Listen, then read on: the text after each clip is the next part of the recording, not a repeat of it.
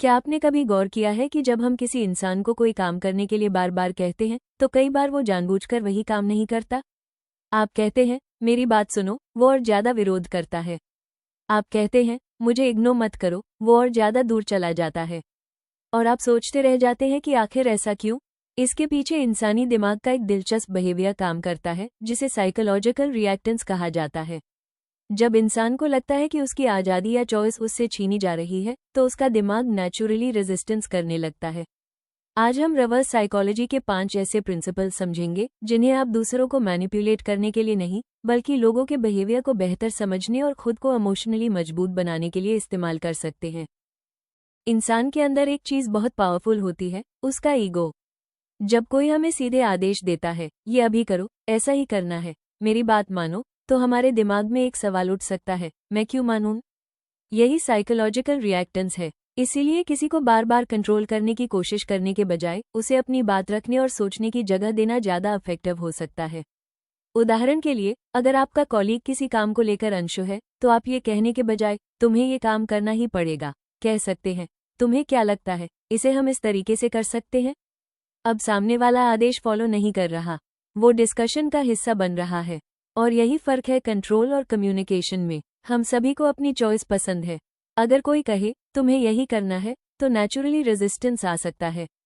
लेकिन अगर वही इंसान कहे तुम इसे आज करना चाहोगे या कल, तो हमारा दिमाग तुरंत डिसीजन मोड में चला जाता है। इसका मतलब यह नहीं कि हमें किसी को मैनिपुलेट करना चाहिए।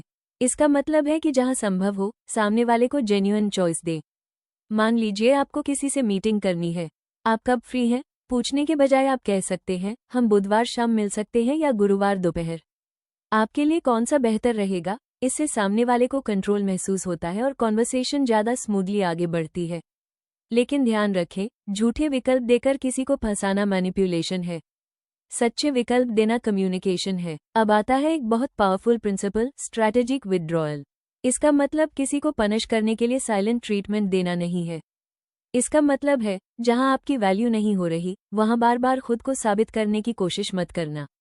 अगर कोई आपके मैसेज का जवाब नहीं देता तो लगातार क्या हुआ, तुम नाराज हो, मुझसे कोई गलती हुई जैसे मैसेजेस भेजने से सिचुएशन बेहतर नहीं होती।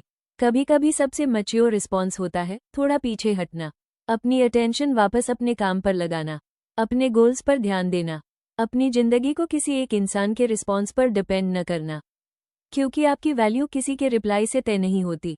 मान लीजिए आपको किसी से मीटिंग करनी है, आप कब फ्री हैं पूछने के बजाय आप कह सकते हैं हम बुधवार शाम मिल सकते हैं या गुरुवार दोपहर। आपके लिए कौन सा बेहतर रहेगा? इससे सामने वाले को कंट्रोल महसूस होता है और कॉन्वर्सेशन ज्यादा स्मूथली आगे बढ़ती है। लेकिन ध्यान रखें, झूठे विकल्प देकर किसी को फंसाना मैनिपुलेशन है, सच्चे विकल्प देना कम्युनिकेशन है। कई बार हम किसी को बहुत ज्यादा समझाने लगते हैं, हम फैक्ट्स देते हैं, एग्जाम्पल्स देते हैं, आर्ग्यूमेंट्स देते हैं, लेकिन सामने वाला फिर भी नहीं मानता। क्यों? क्योंकि इंसान अक्सर उस विचार को ज्यादा स्ट्रांगली एक्सेप्ट करता है जिसे उसने खुद सोचकर समझा हो।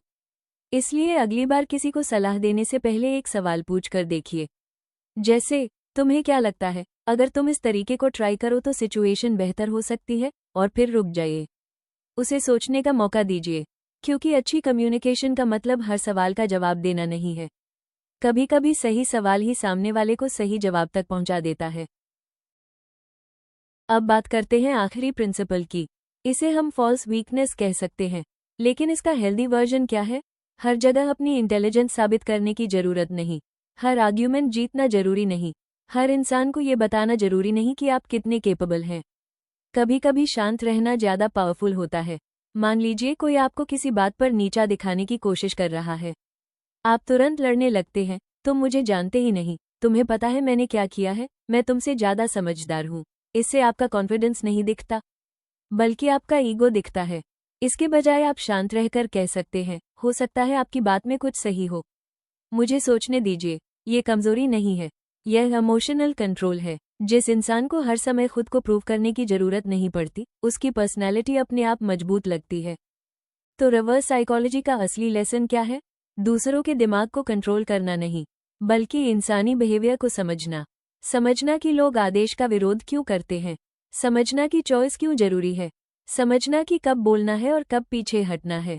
और सबसे जरूरी, अपनी इमोशनल रिएक्शंस को कंट्रोल करना। क्योंकि जिस दिन आपको हर इंसान से अप्रूवल, अटेंशन और वैलिडेशन मांगने की जरूरत खत्म हो गई, उस दिन आपकी पर्सनैलिटी खुद बदलने लगेगी। याद रखिए, आपको किसी का पपेट मास्टर बनने की जरूरत नहीं है। आपको बस इतना सीखना है कि कोई दूसरा इंसान आपके इमोशंस का रिमोट कंट्रोल अपने हाथ में न रखे। लोगों को कंट्रोल मत कीजिए, खुद को कंट्रोल करना सीखिए।